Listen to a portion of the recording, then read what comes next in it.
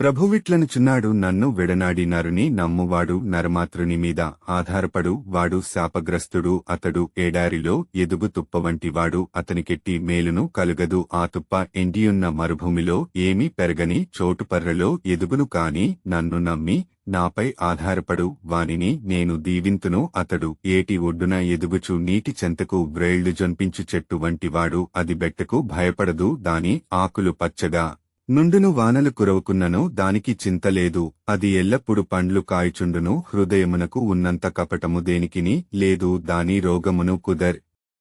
చలేము దానిని ఎవడు అర్థము చేసుకోగలడు ప్రభుడనైన నేను మనస్సును పరిశీలింతును హృదయమును పరీక్షింతును నరుని ప్రవర్తనను బట్టి వారి క్రియల ఫలము చొప్పున ప్రసాదించుటకు ప్రభుడనైన నేను హృదయమును పరిశోధించుదును అంతరంగమును పరీక్షించుదును అన్యాయముగా ధనమును అర్జించువాడు తాను పెట్టని గ్రుడ్లను పొదగు కోజువంటివాడు అతడు సగప్రాయమున ఉండగనే తన సంపదను కోల్పోవును కడన అవివేకగా మిగిలిపోవును యిర్మీయా గ్రంథము 17వ అధ్యాయము 5 నుంచి 11వ వచనము వరకు ఆమెన్.